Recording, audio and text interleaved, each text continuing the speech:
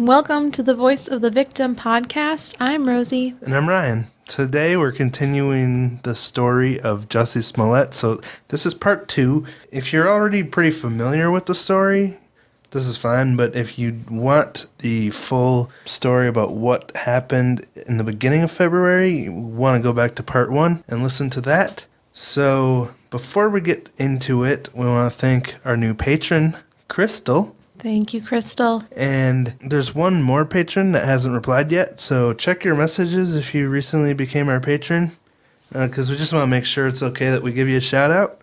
So thank you, Crystal. Also, I want to give a shout out to the Seeing Red podcast, Bethan and Mark. They're a true crime podcast with really lovely UK accents that I enjoy listening to, so if you haven't yet, go check them out. So, last week, we left off with the questions. Did Jussie actually make this whole story up? And why would he do this? So we'll get into those in a bit. But first, we're going to finish out the timeline of what happened. On February 22nd, less than a month after the alleged attack, Smollett's character was removed from the episodes of Empire which hadn't aired yet. But they maintained that they cared about him deeply. They just wanted to avoid further disruption on set. Can you imagine the amount of work that went to waste for that studio? Yeah. Removing his character? Yikes. That's a lot, because so many people are involved, so that's pretty crazy. On March 7th, a Cook County grand jury returned 16 felony counts of disorderly conduct against Smollett for filing a false police report and making false statements to Chicago police. So each of these charges, 16, could potentially be 3 years in prison. So 3 times 16, that's 48 years in prison.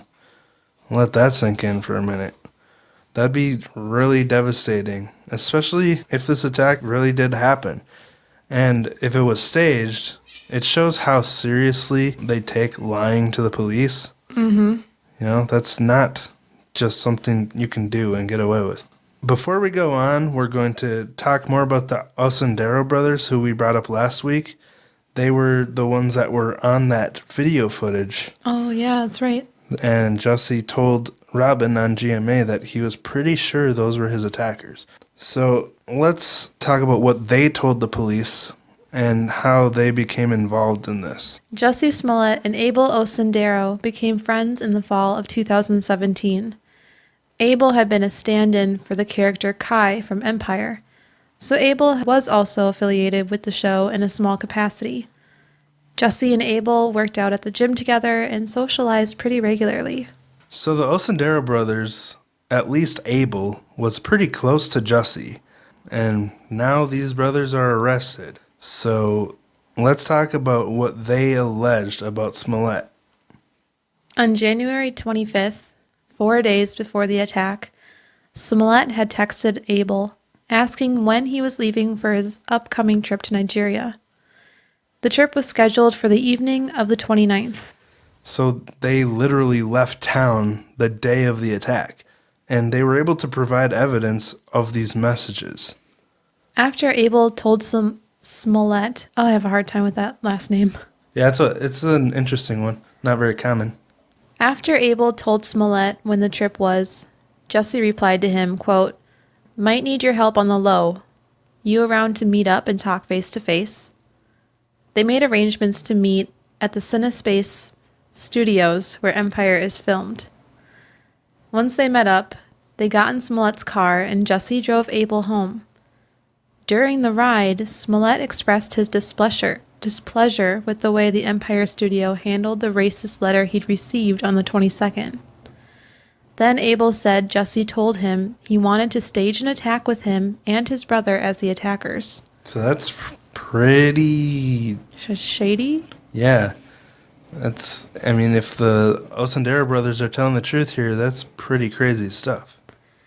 They arrived at Abel's apartment around 5 p.m. on January 25th. And they called Abel's brother Ola down to the car. When he got in, Jussie asked if he could trust him. After he said yes, Jussie detailed his plans for the attack. He said he wanted them to appear to attack him on the evening of January 28th, 2019 near his apartment building. He said he wanted them to catch his attention by yelling, "Empire N-word" and "Empire F-word," then appear to attack him, but not too much, and give him a chance to appear to fight back. Then he said he wanted Ola to place a rope around his neck, pour gasoline on him, and yell, "This is mega country." It's detailed. Yeah. Before they got out of his car, they say he gave them a $100 bill to purchase the supplies they would need. Huh. So, yeah. How generous. That's... it's pretty... What's the word? Sinister? 2 days later, on the 27th, the day before the attack, he picked the brothers up again to show them where he wanted the attack to happen, and asked them to leave their cell phones at home. Probably a good idea. Yeah. He also pointed out the surveillance camera on the corner, which he had hoped would capture the incident. Remember, he said, "There it is." Yeah. Then he changed the gasoline plan to bleach, drove home, and wrote them a check for $3,500. Yeah, Okay. I think he maybe realized That'd gasoline be a would little dangerous. really hurt his skin. Yeah, well, bleach would too, wouldn't it? Yeah, they're both corrosive. Well, if you're a chemist, I don't know what corrosive really means. I'd pick gas. I love the smell but I would of gas. imagine bleach and gasoline are both damaging to the skin, but gas is probably a lot more. When I accidentally get gas on my fingers when I fill up the lawnmower, I'm like, yes. Why? I like the smell. Yeah, but it's so oily and Mm-hmm. it feels like it's eating away at you. I don't know. I like it. It's so dangerous. It does smell good. Shall I talk about the next day? Yeah. The next morning of January 28th, the brothers purchased the items they would need for the attack at a local beauty supply store and the rope at a local hardware store. Which was called the Crafty Beaver. That's my favorite thing ever. Side note. That's amazing. Abel deposited the check into his account that day. I wonder if that was a good idea. Oh, might as well get your money while you can. True. The attack was planned for 10 p.m. on the 28th, but it got pushed back because Jussie's flight from New York to Chicago had been delayed 4 hours. Hate it when that happens. Yeah, so that would explain why this attack happened at such a ridiculous time of the night. 2 a.m. Yeah. Initially he planned to go to Subway at 10, if this is all true, because, that's still 2 a.m. for Subway, that's a little... 10 p.m. is also a little crazy. Yeah. I mean, you stop going to Subway no later than 7. You're done. It's very interesting logic. Also, he probably wanted to make sure the check deposited before he went through with all this. Friend? Yeah, because you wouldn't want to do all this crap before you get paid. You know what I'm saying? Right. The brothers say they got an Uber to the 1400 block of North Wells. Then they hailed a taxi to take them to a spot 3 blocks from Jussie's apartment. Yeah, so far their account is, it's fitting in with the evidence that we have so far. So, do you want to talk about what happened next? 19 days after Smollett was charged, the Cook County State Attorney's Office suddenly decided to drop the charges against Smollett. So, this is an interesting turn of events. Does this mean he was telling the truth and they feel like they can't charge him? Is this attorney's name actually Maggots? It's Magats, so I didn't sift through hours of video to see someone pronounce it. Well, but it's an unfortunate last name. Yeah. The attorney, Joseph Maggots, who had been assigned to prosecute Smollett, said the decision should not be seen as a exoneration. He did it. Or admission that the case was faulty. So basically, they're saying they still believe Jussie is guilty, but for some reason they're withdrawing the charges, which doesn't make much sense. He said it was more based on the volunteer community service that Smollett had been doing following his bail release. What? Yeah.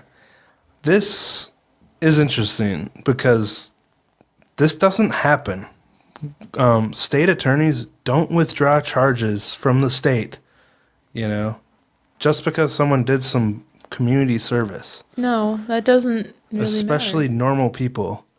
Now, is Jussie getting some special treatment because he's a celebrity? Or, I don't know. But Smollett's attorneys, on the other hand, saw this withdrawal of charges as an indication that Smollett was an innocent victim of an inappropriate rush to judgment. So, What? not only was he the victim of a quote-unquote hate crime, but also a victim of the police rushing to judgment. It turns out the police department had been suspicious of him from day one, and we'll share some details that led them to feel that way. But after the charges were dropped, Smollett still maintained that, from day one, he had been truthful and consistent on everything. He even made the statement, quote, "I would not be my mother's son if I was capable of one drop of what I was being accused of." That's Yeah, so he's hefty. doubling down. He's saying, I've been telling the truth the whole time. But the superintendent, Eddie Johnson, who had publicly called him out back in February, held his belief that Smollett committed a hoax and took advantage of the local community. The authorities were outraged at the prosecutor's decision to drop the charges because they had done a lot of work and uncovered a ton of evidence against Jussie Smollett. And now it seemed to be all for nothing. Yeah, Eddie Johnson actually said, I've heard that they wanted their day in court with TV cameras so America could know the truth. So they wanted the truth to get out there. But now they chose to hide behind secrecy and broker a deal to circumvent the judicial system. So let that speak for itself. The mayor of Chicago, Rahm Emanuel, even spoke up about this, saying, "There needs to be a level of accountability throughout the system, and this sends an unambiguous message that there is no accountability, and that is wrong." Yeah, so they were pretty angry about all this. And on March 28th, the city of Chicago demanded payment from Smollett to recoup the money and resources spent on investigating his report. So they want, because they put a ton of hours into this Right. I think that's fair. investigation. They paid police to work overtime, and they want their money back because it was a giant waste of resources if they're not even going to charge him. They calculated this purely based on what they spent on the investigation. In other words, what the taxpayers of Chicago spent.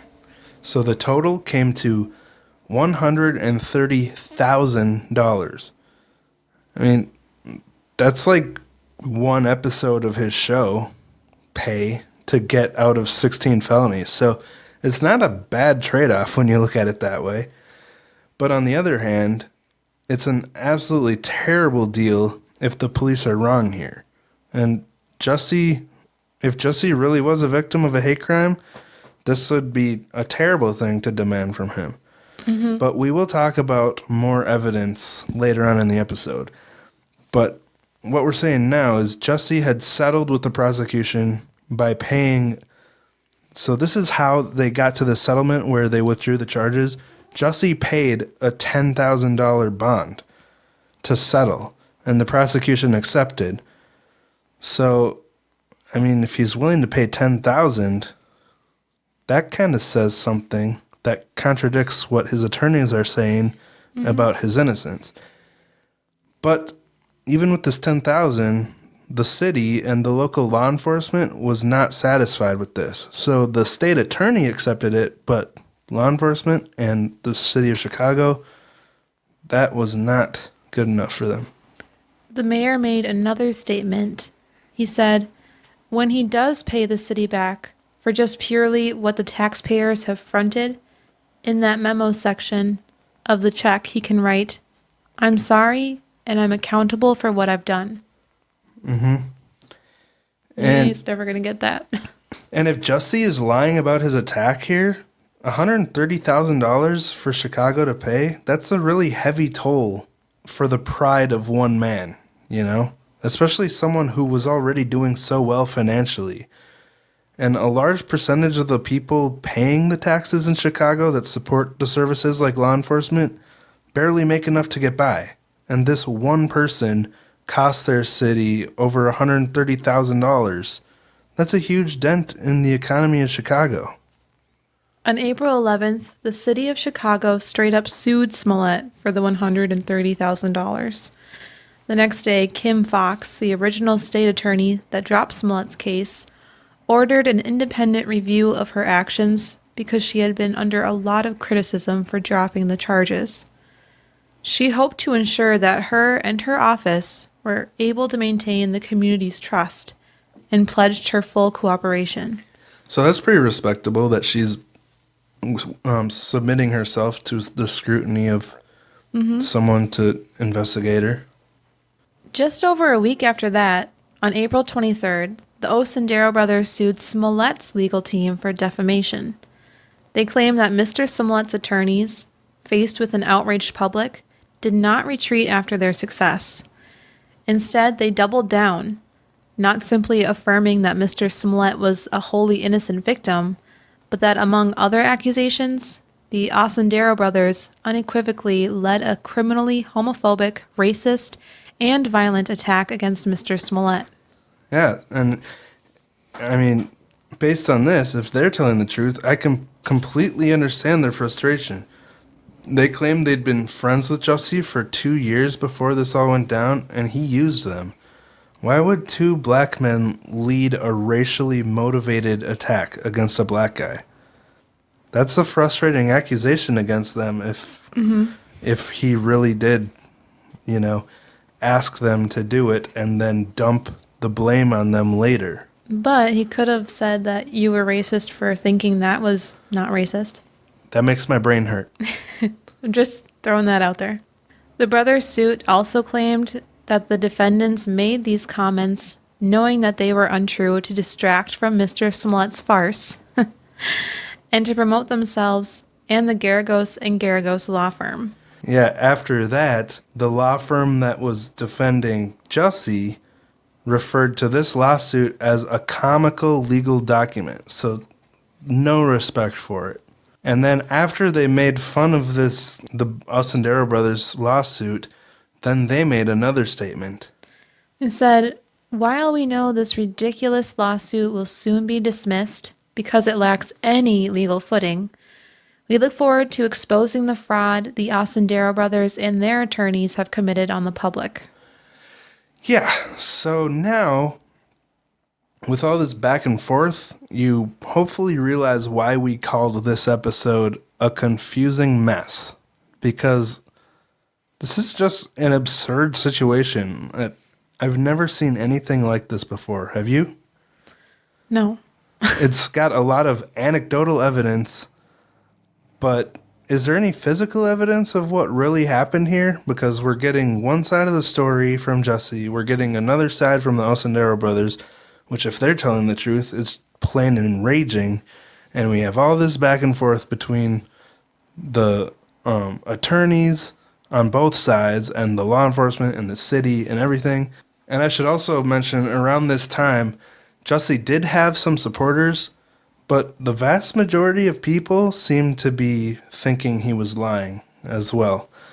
So now we're actually going to get into the evidence and talk about that, because that's where the real answers are, right? As we mentioned earlier, there was a rope around his neck, and he was covered in bleach. That's the physical evidence that was left on Jussie that we know of. There's a really fascinating couple of videos on YouTube by a guy named Derek Van Shake. He's a YouTuber with a Bachelor of Arts degree in political and behavioral sciences. And he uses his perceptive talents and education to analyze videos of people trying to determine if they're being truthful. So he did this with Jussie Smollett and his interviews and body cam footage and all that. And after watching his video, I was blown away by all the signs that he could actually be lying about the attack. That sounds like a really interesting job. I I know. want to go to college for that. It was fascinating. Derek pointed out a lot of involuntary behaviors, including phrasing and facial expressions that Smollett showed in his GMA interview, and these are the signs of a person lying. He also analyzed the body cam footage from before Jussie had asked them to turn it off. So we're going to get into that a bit more later, but I strongly suggest you go watch that video, which we'll link in the show notes, because it's very convincing. Dr. Phil also believes Jussie Smollett is lying. He talked about it with Joe Rogan when he was on the Joe Rogan Experience podcast. So there are credible people that don't believe Jussie was truly attacked, just right off the bat. These are all, Dr. Phil talked to Joe about it a while ago. So, remember the superintendent of the Chicago police who publicly accused Smollett of lying the same day of his GMA interview? There was more to what he said that we held back until now, because this is where we're going to turn the case on its head. We were trying to play both sides, but, well, you'll see. Ready to get into it, Rosie? Mm-hmm. He said the hate letter he had received on the 22nd was also orchestrated by the actor, quote, to gain attention. But, quote, when that didn't work out, Smollett approached the brothers and paid $3,500 to stage this attack and drag Chicago's reputation through the mud. And this actually has physical evidence. The Osundairo brothers produced a $3,500 check from Jussie Smollett. It's a check from Jussie Smollett's checking account. It was signed over to Abimbola. Oh, thank you. Mm-hmm. Wow. How the turntables. Abimbola Osundairo, who goes by Abel, so he's the one that was close friends with Jussie. So the checks made out to him, and he was able to provide this evidence to the police. Also, the rides that the brothers talked about where Jussie disclosed this plan, he picked them up, drove around, and talked about the plan. That was corroborated by surveillance videos from around the city between Cinescape Studios and the Osundairo brothers' residence, and also by cell tower data from Smollett's cell phone. So, What?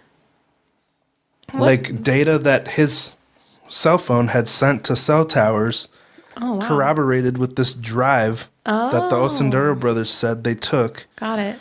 where he told them the plan. Mm-hmm. So that's some pretty heavy physical evidence against Jussie. Definitely. And that's not even all of it. Police also found footage from a local beauty store where the Osundairo brothers were on the camera buying a bunch of supplies, including black clothes, black face masks, and a red baseball cap. According to a security guard named Montego Silas, I knew that, who worked at the store, the brothers actually asked if they had any mega hats in stock. So they straight up asked for mega hats. Make America Great Again, if you don't remember that. And, why would they be asking for this if they weren't part of this plan? Mm-hmm. At 12:49 a.m., about an hour before the attack, there was a 3-minute phone call between Jussie and Abel. During this call, Abel says Jussie told him the attack would take place exactly at 2 a.m. at the present location. Yeah, preset location. Thank you. And this is right after Jussie got off of his delayed flight. Just after this, Ola ordered an Uber ride, which cell phone and Uber records confirm. Then they got that taxi, which video footage from the taxi cabs show the brothers hailing the cab and riding in the back seat. Yeah, so more physical evidence supporting the Osundairo brothers' account. The police found footage from 1:22 a.m. to 2:03 a.m. of the brothers walking around the neighborhood, and footage of Smollett returning to his apartment from the airport at 1:30 a.m. Then, at 1:45 a.m., he left again to walk to Subway.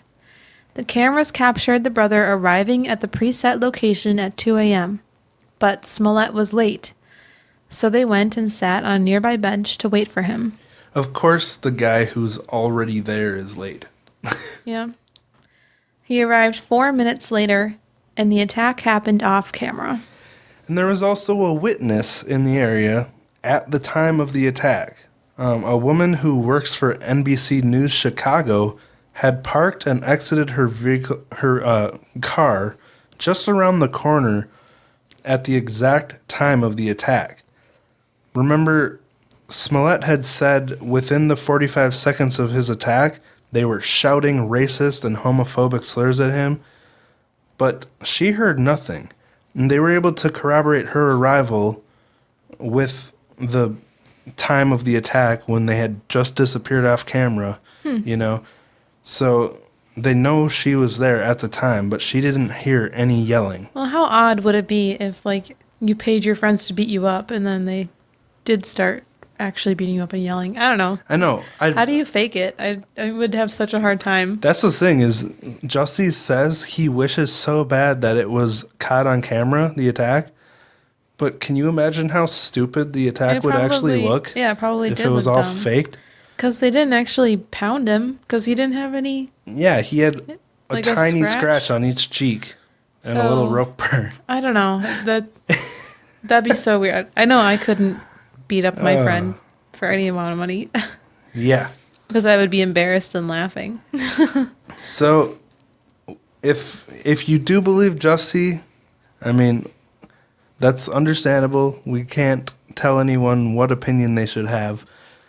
But I don't believe him after everything I've learned. And we still have more to talk about. But just so you know, you're entitled to your opinion. So, About 1 minute after going off camera for the attack, the Osundairo brothers were seen running from the scene and entering a taxi at 2:10 a.m., then exiting near their own apartment at 2:25 a.m. Later that night at 7:45 a.m. PM. Oh, we're talking. Oh, so late. So this later. is the next night because this all Okay. happened early in the morning. Right. Smollett placed another call to Abel just before they boarded their place to Nigeria. Their plane. Sorry, it was a typo. Okay, I was wondering, but didn't want to say anything. Sorry. The call lasted 5 seconds. Then Abel called Smollett back, and it lasted for 1 minute and 34 seconds. So, we've already gone through how Smollett's attorneys are doubling down and saying the Osundairo brothers for sure did this. You know, they're the ones that were attacked Jussie, I mean. But here, why would Jussie be calling his attackers before and after the attack? If he knew they attacked him, why didn't he tell the police that? Mm-hmm. You know, he would have recognized them. I mean, why would he be calling them so much around the time of the attack? Right. That is odd. Again, on January 30th at 10:46 a.m., Jussie called Abel, and the call lasted for 8 minutes and 48 seconds. That's a long call. So there are a number of smoking guns in this case, which makes it a real twist from how we portrayed it last week. The fact is, none of the evidence, the real hard evidence, supports the story that Jussie told. But literally all of the evidence supports the Osundairo story. You know, it all lines up with their story. And police were able to put this all together within 2 weeks of the report. By the time Jussie was on GMA, by the time they made the announcement in public that Jussie did this, you know? And I think it's pretty obvious after hearing all the evidence. Of course, a lot of this evidence had to be kept private until the trial, which didn't end up happening. But why would he do this? Like, what does he have to gain from risking his reputation this way? Well, there are a few reasons that people have speculated on. One is to boost his fame and career. With a huge story like this bursting into the spotlight, more people would be exposed to him and he'd get more famous. And it's true. Like, I had Like no idea who he was. Through pity, though. Like, you want the pity vote? Apparently he does, kind of. Well, I mean, it is... Pity vote's a people vote. people support victims, you know? That's Yeah, but what we it's do. fake. That's literally what we do. But it's fake. I know, but he didn't think he'd get caught. Well, I know, but I'm just saying he would know it's fake, but he didn't care. Yeah, but a narcissist doesn't care about that. They just want the adoration. A second reason is to be perceived as tough. It's obvious from his comments on GMA that he strongly feels that gay men are perceived as weak. Yeah, he said that a lot. Uh-huh. And how he fought back. Yeah. Like every time she asked something about him getting beat up, he replied with, "I fought back." Yeah, we strongly recommend that you go watch all the video footage you can on this if you do have any doubts about what we're saying, so you can draw your own conclusions. But yeah, he really wants people to know that he's not weak. And like you said, he repeatedly stressed the fact that he fought back, both on GMA and at his concert in West Hollywood. And the third reason that people have speculated on is something I heard Joe Rogan and Dr. Phil talking about, who also both don't believe him. This is the fact that he truly does suffer a lot of discrimination and hate on a daily basis from people on Twitter and Instagram and other social media. And he may have justified his actions because they truly do represent the things that he goes through daily. Yeah. I mean, that makes a lot of sense. And it's really sad if this is the motivation behind it all, especially because of how counterproductive it ended up being. You all know that we always try to believe the victim, but when there's so much evidence that they're lying, it's such a disservice to the community he's claiming to want to help. I mean, think of the impact this will have on people who already are biased toward victims, whether they blame the victim or just don't want to believe. This becomes a prime example of someone lying about being a victim and reinforces the beliefs of those who already are skeptical about people who have claimed to go through things like this. And it's so unfair to real victims, whether it's hate crimes or sexual abuse or anything else. It casts doubt into people's minds and makes it harder for people to talk about things that have happened to them, especially the people who we've talked to on this show who have had struggles, like holding it in for decades and not feeling confident to talk about it until years later. Well, stuff like this contributes to the reason people feel nervous to talk about it. Mm-hmm. It's really sad. More details came out when documentation from the court case was released. And these are some of the details that led to the city suing Smollett for $130,000. According to police notes dated from February 14th, 2019, Jussie described one of his attackers as pale and wearing a mask.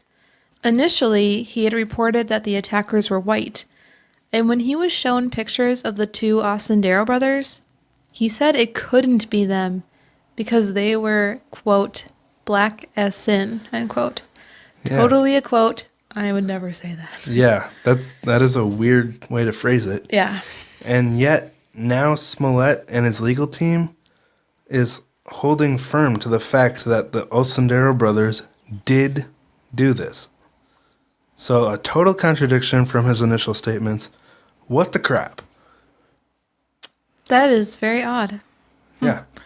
The Osundairo brothers testified that Smollett was unhappy with how the studio responded to his hate letter, and this led him to paying them $3,500 plus another $500 after the fact to stage the alleged hate crime.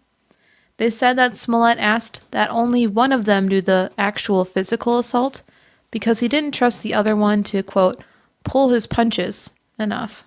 Well, that's rude. I'm sure they were like, we both can handle it, but Yeah, whatever. if you're going to stage this, at least let them beat the crap out of you. The one who actually did punch him said he was being careful not to do any real damage. They testified that he did punch back at one point after he was thrown down to the ground. The other brother, who wasn't allowed to punch him, rubbed his knuckles on Smollett's face to try to bruise him without punching him. That's so weak. This is why I say I wish this would have been caught on camera. Yeah, so like they thought this was going to look legit. Because they wanted it to be on camera. I know. Is that how he got the scratches from like a ring that was on his finger? That could be. But it sounds like it would have been really funny to watch these big bodybuilder guys rub their knuckles on Jussie's face. Yeah. It would have been If that would be a viral video if it was actually true. and everyone would make fun of it. Also in the police notes, they said that during the walkthrough, he took them took them to the crime scene. Police asked him why his sweater didn't get soiled when he was on the ground, and he said it was because he fell on ice and snow. Which is odd because he was walking them through the scene where it happened literally a couple hours later. So they saw exactly where he fell on the ground when they asked this question. So they would have seen if it was icy or dirty or snowy or not, you know? You still get gross, even if you're on snow. Right. Especially in the middle of a city. And we would know. Cities are full of crap. There was also the fact that he refused to give the police his phone. He mentioned it was because of private info and pictures he had on there. Which we talked about last week. And how... Sounds crazy. Kinda. It's the police. They're trying to solve your case, They not don't- steal your information. They're not looking for nudes. And they could easily get access to any of the information, like the contact information of people that he's supposedly trying to protect. Mm-hmm. I'm sure the police could get a hold of that in other ways besides your phone, Jussie. The brothers said that after the attack, they traveled to Nigeria, where they were born, and they left the black clothes and masks that they wore during the attack in Nigeria. That was probably smart. Yeah, them. that's actually a really good plan. They're talking here about the stuff you can see them purchasing in the security footage that we talked about, which you can also see on YouTube.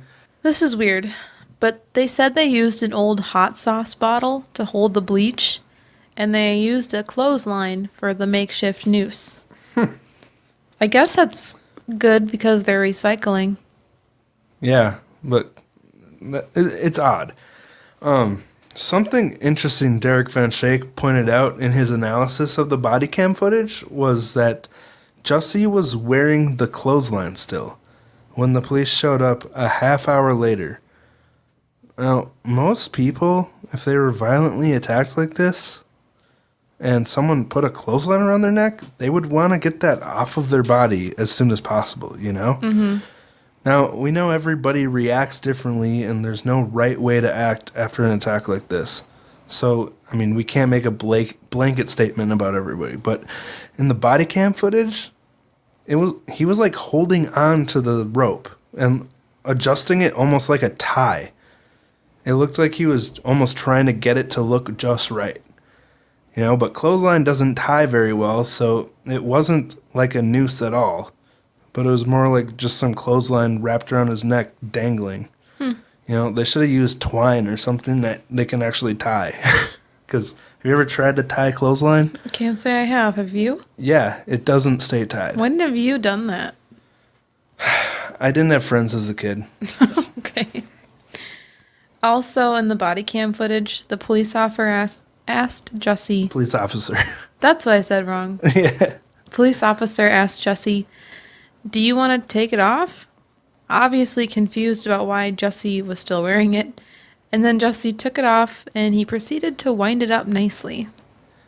So this rope is supposedly a massive symbol of disrespect and hate towards Jussie. And it was used in this vicious attack against him. Yet he left it on his neck, adjusted it to look nicer, and then after he took it off, he wound it up like he was getting ready to store it. Wouldn't he hate this item and want to get it as far away from him as possible after being violated and dehumanized with it?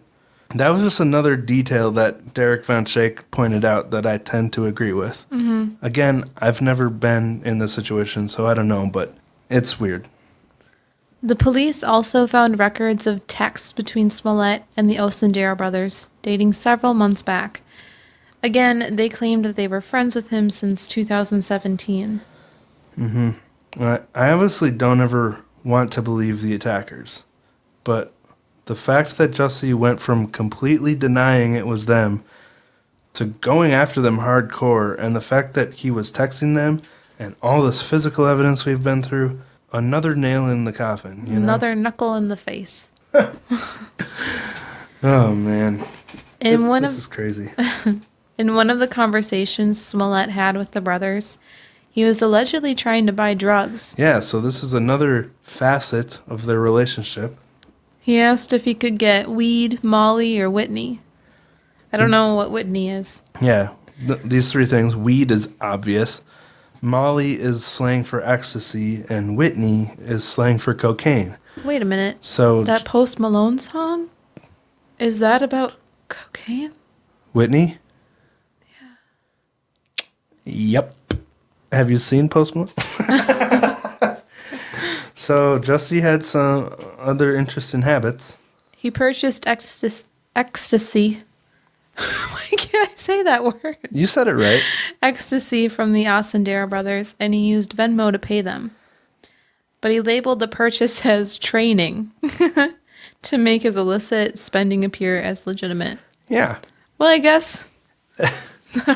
I don't know. I mean, if you saw these guys, you could believe that they train him because they are ripped. Mm-hmm. So ripped that there's no way they could beat him up for 45 seconds and him only have 2 scratches. Right. He'd have broken legs and faces. Well, he fought back. Oh, yeah. That's right. So. Oh, man. So there's a lot of crazy statements, which are all backed by physical evidence that the police were able to find. At least the ones from the Osundairo brothers. But now, we're going to go through a few of the things in more detail that Derek Von Schake's video had said. And this is what started to convince me that Jussie was lying, because as I had unraveled this case, at first I was like, what? Because I didn't have any of the evidence, so I was like, is he really lying? This seems like a terrible thing. Mm-hmm. But these are the details that I heard that started to get me to realize, holy crap, this guy is full of it. And then when I actually saw the physical evidence, like the check and the video footage and all that, that's when I was like, okay, this guy is a douchebag.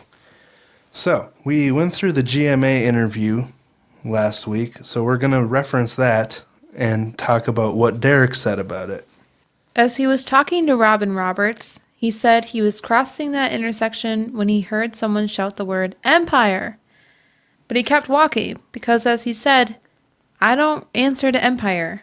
My name ain't Empire. But I have a hard time believing that, because if I was in a TV show and they said, The Office, and I was in the office, I would be like, hey, it's me. It's interesting that you say that, because that's exactly what Derek said. He said, Empire is the name of the show that Jussie acts on, basically made him kind of famous, and it's a word he associates with himself, like you said. Yeah. And yet he claims that if he heard someone say it, he would ignore it. Yeah, because it's not a bad thing for someone to call out the name of the show. Yeah, exactly. You'd be like, that's me. I would be. Yeah, this was before any of the racial slurs. They just said Empire. Next, Jussie claims that after his attackers used the slurs toward him, he turned around and faced them down. Yeah, so here, Derek mentions that it doesn't make any sense for a normal person to turn around and strike back at someone that they're being verbally assaulted by from behind when they have no idea what kind of threat they may be facing when they turn around, you know? Like, they could have a gun or some weapons. And I think this is a fair point, too. Like, who would just turn around and say, "What the F you just say to me?" Mm-hmm. When someone's shouting at them from behind? You'd think you'd want to run first and put some distance between you. Right. He said he got into a 30-second tussle with these two men, who turned out to be massive bodybuilders. Camera footage proved that it was actually 45 seconds. Yeah, and like I just mentioned earlier, all he had was a scratch on his face and a little bit of rope burn. So if this would have been a real fight, he would have been extremely hurt. Because remember, Jussie said he was immediately punched right in the face. So right off the bat, first second of the fight, he'd have a lot more damage than 2 scratches on his cheeks. Another thing is all the pausing as he's recounting the story. In the video, Derek says that liars often pause when they're telling a story because they're trying to weave the lies in with the known truth. So it's likely that all the pausing is him trying to sort between what people know and what he wants to tell them and make it all fit together. Yeah, and this is actually something Dr. Phil pointed out on Joe Rogan as well. And I think of all the people we've talked to on the show that share their story, and when they're telling their stories, it just naturally flows out of them because they were there. It's not hard to tell a story of something that happened to you. Mm-hmm. You know? Now, you guys know I pause all the time when I'm talking, but that's because I'm trying to think of words to describe what I'm thinking in the moment. And my brain has a hard time putting thoughts into words on the spot. But when recounting a set story that doesn't change because it's something that already happened, there's never hesitation, you know? You were there. You just remember it as it comes. And as you heard, like if you watch his interview, Jussie is pausing constantly. Other things worth mentioning that Derek pointed out is that he repeats the same phrases multiple times, indicating, according to Derek, that the lines had been rehearsed. And Jussie smiles while describing horrible things, indicating a joyful reaction to duping people listening. This is actually a common thing that, Really? you know, people identify as the duping smile. Weird. Because someone is happy that they're fooling the person they're talking to, or if they think they're fooling the person they're talking to. And also, Jussie will shake his head while saying the word truth. Normally you shake your head to say no, and you nod to say yes. And his reasoning for saying that is this action shows the body doesn't agree with what's coming out of the mouth. Which is like, that's deep stuff, you know? That seems so obvious. That really happens. Yeah. They go truth. Like, that's what I'm saying. Watch the Derek Van Schaik video because he goes so in depth on analyzing Jussie's interview. Next, Jussie says that he picked up his phone and his manager just says, "What's going on?" If there would have been a scuffle with yelling and screaming the way Jussie described, his manager would have heard it happen and asked if he needed to call the police. Yeah, that's pretty interesting. You can't judge people's instant reactions to stuff, but you'd think that if he actually heard people yelling at Jussie, he'd be like, "Are you okay? What just happened?" Instead of, "What's going on?" Jussie says after he picked up his phone off the ground, he looked down and realized that there was a rope around his neck. Now, this one is kind of nuts. First of all, how do you bend over to pick up your phone with a rope around your neck and not notice the neck dangling there? Like, as soon as you bend over, the rope is going to hit you in the chin or nose or something. But forget that. How do you get a rope around your neck without noticing it? I mean, it would be difficult for someone to slip a rope over your neck while you're rolling around on the ground and tussling. Well, it wasn't a rope, though, so maybe it was... It was a close. Yeah, but still, like, I know. if you're at the height of your senses when you're being attacked, you know, you notice every little thing. It goes in slow motion. Because Jussie himself said it felt like minutes, but it was probably like 30 seconds. Because you're at the height of your senses, you're in fight or flight mode, and every little thing that happens to you, you're gonna notice. So if someone's sliding a rope around your neck, you're gonna be fighting to keep that thing off of you, because if they get that around your neck and they actually want to hurt you, that's like the seal of your fate, you know? So you're going to be fighting, doing everything you can to keep the rope off your neck. You're not going to not notice it at all. It was kind of just a joke that it wasn't a rope, it was a clothesline. Well, yeah, but this is serious. Like, Right. I just want to make the point. Next, remember that at the time of this interview, the identity of his attackers were not yet public. At first, he said it was 2 white men. And so during the interview, after Jussie was shown the footage of his attackers walking away from the scene and said he believed that was them, he said, "It feels like if I had said they were Muslim or Mexican or black, The doubters would have supported me a lot more. And the problem here is his phrasing. As Derek points out, he says, if I had said, instead of, if I was attacked by, If he was there and it happened, why would he phrase it based on what he said rather than what he experienced? It's just another little detail of phrasing on the spot that kind of gives it away. Next, he said he didn't want to release his phone information because inaccurate statements had already been put out there, saying that he staged the whole thing. I wonder if everybody could hear Queso just then. Yeah, that was the weirdest sound I've ever heard of a cat. But here, he's basically saying the reason he doesn't want to give over his phone to get an accurate account of what went down is because inaccurate information was already released. But wouldn't he want to clear it all up with his accurate information? Mm-hmm. Why would inaccurate information prevent you from giving real, accurate, good evidence to disprove that, That doesn't make any sense.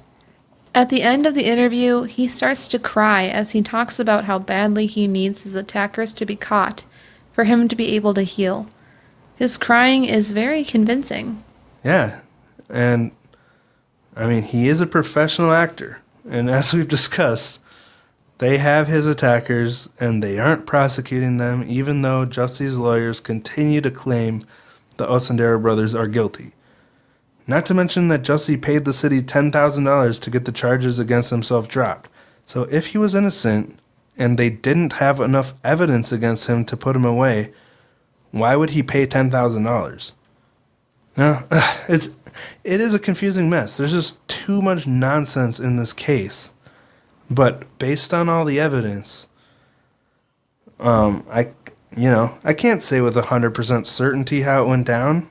And, I wasn't there. I don't know. But it really does seem like this was all orchestrated. And, yeah. I'm going to walk through the events and just why I think it happened the way it did. Kind of my theory. So I can't say for sure whether Jussie sent that letter. The police believe he did, but it's really not something they can prove. That's just speculation. It's possible someone actually did send it out of hate, and it's possible that Jussie really wasn't happy with the way Fox handled it and wanted more publicity around it or more, repercussions for it, especially if he was being worn down with hate on Twitter and social media because of his gender and sexual orientation. But it just got given to police and nothing came of it. So my theory is that he was fed up with all the prejudice and hate he received constantly on social media and planned to stage something that could not be ignored by Fox and the media, whether it was to bolster his fame or get a better salary, get pity, make a social statement. I do think he paid these guys off and they staged it. He wanted his manager on the phone, because he never says why he called his manager. He just randomly called his manager at 2 a.m. to have him on the phone. And also his creative director was in his apartment. They were both conveniently there as witnesses. But he hadn't planned on getting the police involved. And when they did get involved, that's when it became illegal and got blown way out of proportion. But he didn't want to admit it was all a hoax, so he doubled down on the whole thing and continued to lie and push it further and further until he ended up smearing the names of his own friends who he had previously trusted enough to ask for help to stage the attack. For me, the odds of someone just showing up at 2 a.m. in the hopes that Jussie just might go out for a walk to Subway at that time, wearing masks, holding a noose and bleach, how long would they have had to stand there with those items in freezing temperatures, waiting for him to show up? And, people wouldn't notice them holding these items? And how would they know he'd be walking out at 2 a.m.? And then there's the check. Why would they have a check from Jussie? And there were all the signs he was lying and the inconsistencies in his statements. This is the only scenario that makes sense to me after learning all the details. So, what do you think, Rosie? I think that even the best farces still stink. I love you. I love you. A little bit shorter than yours. I know this may be a controversial story, especially if you believe Jussie Smollett no matter what, and if you can relate to the prejudice and hate that the story represents. I'm so sorry. I can't even imagine the terror of living in so much fear and the frustration of living with so much hate. It's so awful that people treat other human beings that way. But I think it's extremely unfair to real victims of these hate crimes if people are lying about being attacked themselves and pretending they're a victim. I mean, it's actually robbing the spotlight from the real survivors of these horrible acts and causing skeptics to belittle victims altogether. And even if this whole attack was staged, the underlying issue is still a really serious problem. Hate crimes like this really do happen, often. And Clay Kane, a writer for the Washington Post, wrote an article about Jussie Smollett, highlighting the real issues behind the story. He was clear that there's no justification or excuse for Jussie's actions if he was lying, but that this is a very real issue. He shared a story about his best friend, who was also black and gay. He was assaulted outside his home by two men. They punched him and kicked him and pounded his face into the pavement. And there were people walking by during the attack, and they did nothing to help him, not even calling the police. The friend decided not to call the police because he felt that no one would care that a gay black man was beat up. Yeah, so the stigma really does prevent real people who have been victimized by hate crimes from reporting it because of the fear they live with. When was that written? This year. Really? Yeah. Wow, that surprises me. I mean, this incident is from the past. Okay, yeah, that's what I meant. Like writer's friend, but yeah. This article is written this year because this whole attack happened January of 2019. But the fact that these people have to live in fear because some people are hateful and feel the need to shower other people in hate if they disagree with the way they're living.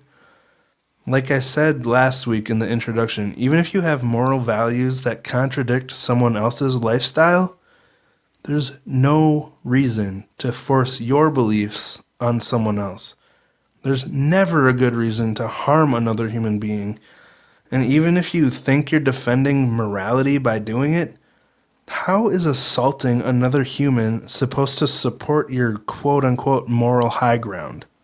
I don't get it.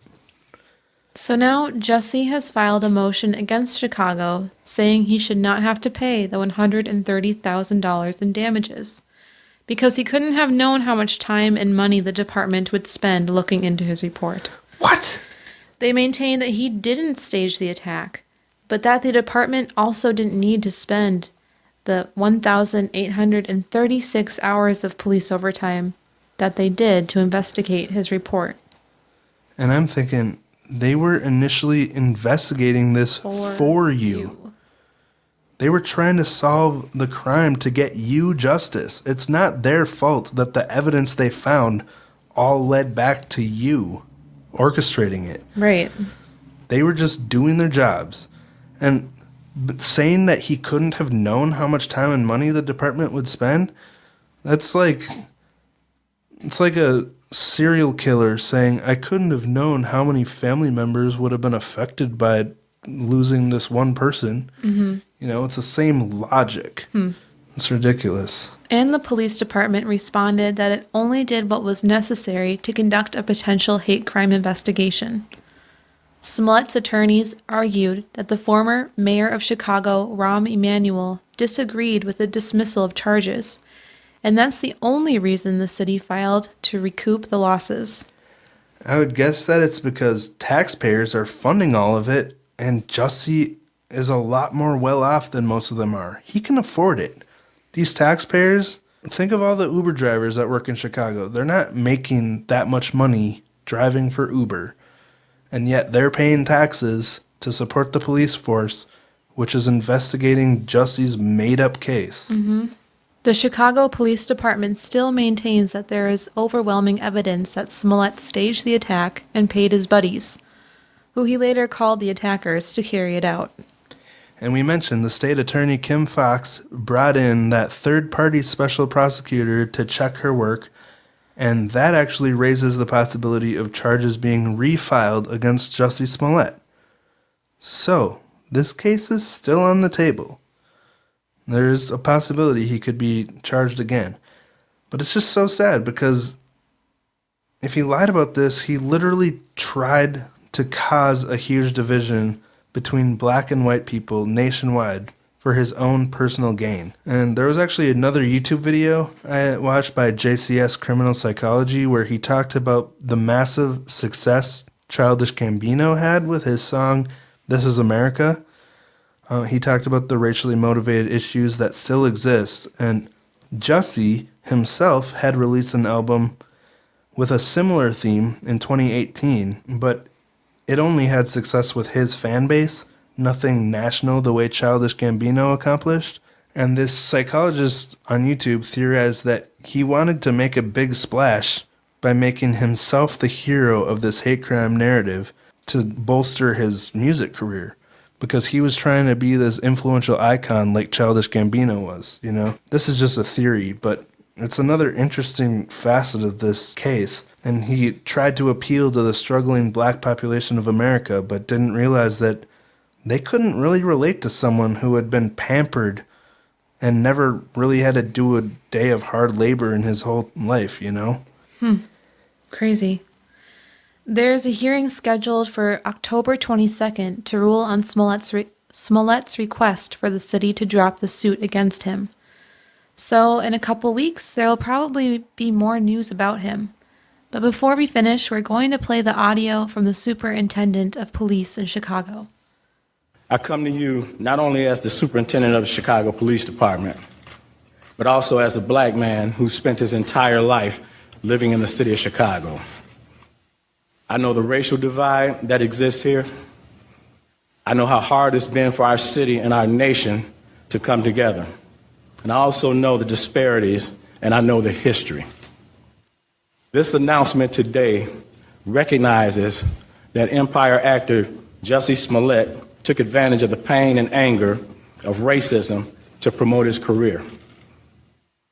I'm left hanging my head and asking why. Why would anyone, especially an African-American man, use the symbolism of a noose to make false accusations? How could someone look at the hatred and suffering associated with that symbol and see an opportunity to manipulate that symbol to further his own public profile? How can an individual who's been embraced by the city of Chicago turn around and slap everyone in this city in the face by making these false claims? Bogus police reports cause real harm. They do harm to every legitimate victim who's in need of support by police and investigators, as well as the citizens of this city. Chicago hosts one of the largest pride parades in the world, and we're proud of that as a police department and also as a city. We do not, nor will we ever tolerate hate in our city, whether that hate is based on an individual's sexual orientation, race, or anything else. So I'm offended by what's happened, and I'm also angry. I love the city of Chicago and the Chicago Police Department, warts and all. But this publicity stunt was a scar that Chicago didn't earn and certainly didn't deserve. To make things worse, the accusations within this phony attack received national attention for weeks. Celebrities, news commentators, and even presidential candidates weighed in on something that was choreographed by an actor. First, Smollett attempted to gain attention by sending a false letter that relied on racial, homophobic, and political language. When that didn't work, Smollett paid $3,500 to stage this attack and drag Chicago's reputation through the mud in the process. And why? This stunt was orchestrated by Smollett because he was dissatisfied with his salary. So he concocted a story about being attacked. Now, our city has problems. We know that. We have problems that have affected people from all walks of life, and we know that. But to put the national spotlight on Chicago for something that is both egregious and untrue is simply shameful. I'm also concerned about what this means moving forward for hate crimes. Now, of course, the Chicago Police Department will continue to investigate all reports of these types of incidents with the same amount of vigor that we did with this one. But my concern is that hate crimes will now publicly be met with a level of skepticism that previously didn't happen. That said, Smollett was treated as a victim throughout this investigation until we received evidence that led detectives in another direction. I couldn't be more proud of the unrelenting detective work that went into this investigation, and I couldn't be more proud of every investigator that played a part in it. The detective work that we saw in this case is indicative of the work that our detectives do every day in this city. This case in particular involved hours of video evidence, which when combined with old-fashioned police work, uncovered the truth. These detectives deserve all the credit in the world for carefully analyzing the leads and the evidence for weeks before coming to their conclusion. I'd also like to thank the FBI for their help in this investigation. The FBI's partnership with CPD has been pivotal in this particular case. I only hope that the truth about what happened receives the same amount of attention that the hoax did. I'll continue to pray for this troubled young man who resorted to both drastic and illegal tactics to gain attention. I'll also continue to pray for our city, asking that we can move forward from this and begin to heal. Which leads me to some fan mail. Just kidding, this is not fan mail. Just some more YouTube comments. But it raised a good question, which you may have been wondering yourself last week. Mm-hmm. Why the heck would you cover an obviously fake hate crime? And then they said, just discovered and undiscovered a podcast in record time. Good for you, girl. Anyway, I responded, that's an excellent question. If you listen to it, it'll make sense. This is part 1. Next week, we're going to go through the evidence to simplify it for people that don't want to read through all the documents, but thank you for making sure we were aware.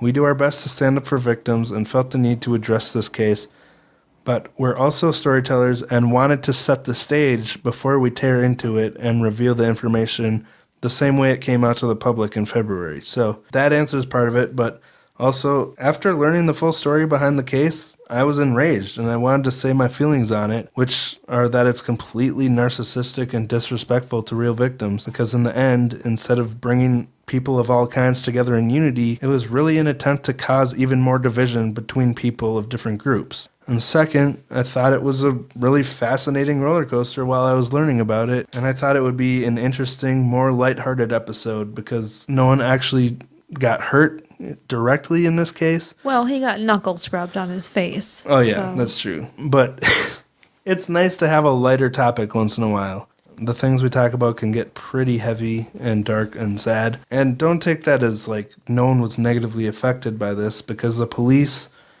you know, they were negatively affected. They wasted time investigating it. The taxpayers of Chicago who funded it were obviously hurt. And the real victims who we talked about, who will have doubt cast on their claims after this. So let's not forget that. But again, that reiterates why I thought it was important to talk about. So yeah, hopefully it doesn't cause too many people to unsubscribe. I think it'll be fine. Next week, we'll be sharing a listener story. So we're excited about that because it's been a little longer than usual. We've had a crazy summer. It's thrown us off of our routines a little bit, but I have a 5-star review I'm going to read quick. Oh, cool. And then I got to go because I have a girls' night to go to. It's entitled, The Only Podcast I Listen to. Aw. I love this podcast. I am not one to leave a review, but this is the only podcast I enjoyed listening to. I am not a victim myself, but I enjoy hearing others' stories, and being able to sympathize and try to understand what one is going through. It's a constant reminder that you never know what someone is going through. Also, Rosie sharing her story was amazing, and she is so... Oh, I didn't know that they talked about me in this one. Now I feel weird reading it. Also, Rosie sharing her story was amazing, and she is so brave for doing that. Thank you. Oh, that's so sweet. I love the duo of you two. Like one reviewer had said, quote, you complement each other. Thank you for doing an awesome podcast. I always can't wait to listen to the next one that comes on. That's so sweet. Thank you, Alexa. From America. I loved what she said there. What was it now? My freaking memory. About it's a constant reminder that you never know what someone else is going through. Mm-hmm. You know, that's what we try to take from these stories too. Is life is tough out there. Be grateful for what we have, every good thing we have, and try to be kind to other people, especially if we don't know what's behind their. Like, if people are mean or unpleasant, there might be a lot more behind that than we realize. I'll share this one. I'm trying to catch up on the older ones. This one is from September 19th, so way back, almost a month. It's entitled Endearing Duo, and it's from Great Britain, from Freya Chaos. Oh, the goddess of love in Norse mythology. Cool. Oh, did I say it right? Freya, yeah. I'm teaching my kids Norse mythology right now. Oh, that's interesting. Was she related to Thor? Yeah, but I don't remember how. Cool. I think. Well, anyway, it's short and sweet. It says, I don't get why people criticize. Wouldn't you just turn it off if you don't like it? Such a good point. This is an on-demand system. You can turn it off if you don't like it without leaving a hateful review. Just throwing that out there. It continues. Anyway, my point is, I love this podcast. Always comforting to hear your voices, even if the content is sometimes harrowing. Well done on delivering interesting content week after week. Kala? Is that Kala? Or is that an L or an I? Yeah, Kala, I think. Kayla or Kala? Let us know if we pronounce that right. But thank you so much. We really appreciate that. So yeah. That's it. We know this is a really long episode, so we'll let you go. And thank you so much for listening, and we'll talk to you next week. Bye.